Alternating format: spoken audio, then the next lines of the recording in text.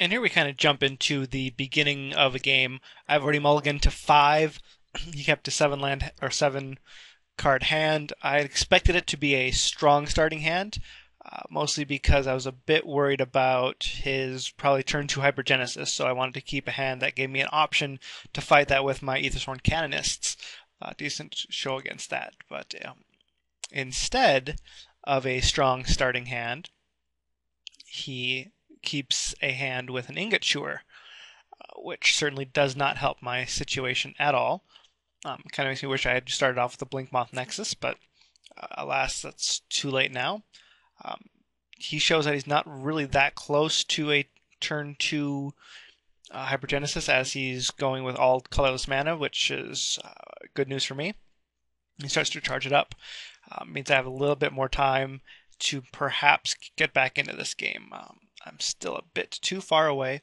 I need one more artifact land. Springleaf Drum would help me out here. Let me tap that Ornithopter for something useful. Go and give myself a little bit more space. He's charging up his Calciform Pools. Obviously has something in hand. This allows me to get my Frogmite off, which I can start to put some pressure on now. Certainly helps a lot.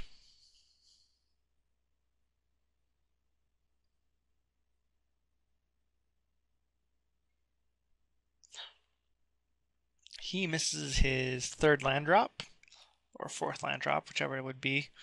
I'm land light as well, but looking like I'm going to start putting some aggression on, and he is having to discard and move around a Progenitus, which is good news that I didn't have to deal with that.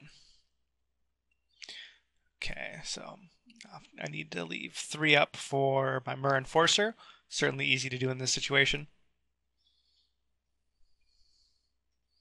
He continues to charge up his pools, so I'm getting to the point where I realize he can probably start hard casting like Ionas or other cards that have big mana costs, so I really need to make sure I can start putting the pressure on. Which means it's time for a Myr Enforcer this turn and a second one next turn.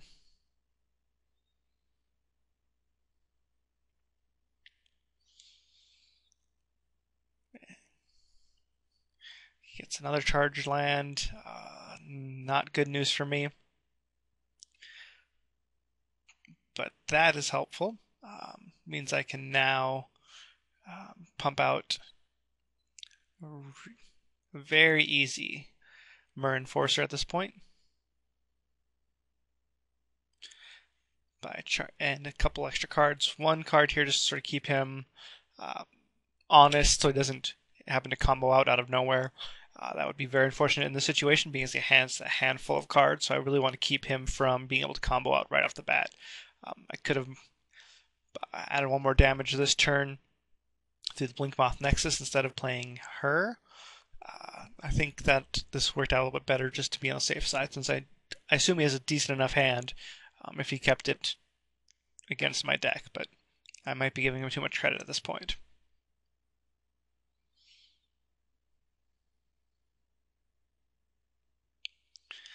And after combat, I go ahead and throw down my backup Enforcer, and he is essentially dead unless he can do something.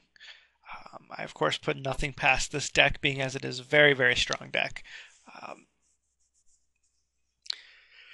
And being as he hasn't conceded, makes me think he has something up his sleeve. Possibly obviously not possibly Hypergenesis. Might be trying to bait me into doing something, and I actually walk pretty much right into it by attacking with my Aethersworn Canonist here. But I try to swing around with everybody, so even if he has a single blocker that I can flash into play, I can still get around everybody. But the issue that I have is I'm not exactly thinking of what all he might have. He could have something strong enough that would make it worth my time to not attack with that Aethersworn Canonist, but I swing all in with the hope that even with a single blocker, he won't have the ability to get in there. But unfortunately for me, he taps out and removes all the charge counters and Elvish or Simian Spirit Guide for a second red. And he goes for a very big creature that has it's very bad news for me.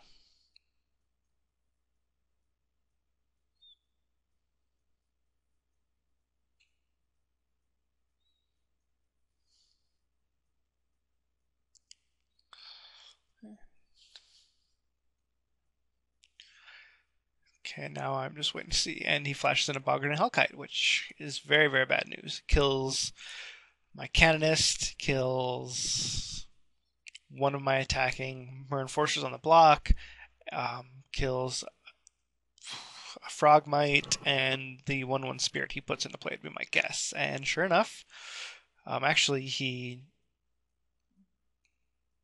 lets the Frogmite through. Instead of blocking and trading and taking out whatever he can, he's still going to take 6 this turn and enough to kill him next turn unless he has another blocker he can play for 1 colored mana. I don't think that's going to happen, being as I can now creature up my manland, equip it with the cranial plating, and swing for 6 on the ground unblocked, and 7 in the air. So that seems... Sorry, 8 in the air. I don't think he's got anything that can actually stop this, but we will... I was surprised last turn, so we'll go ahead and see what he has this turn.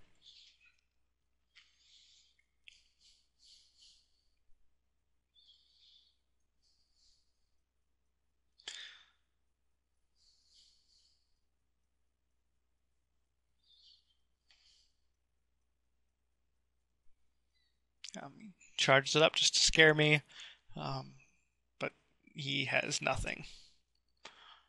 He can block 1 creature and 6 damage gets through no matter what, so that'll be the end of that game.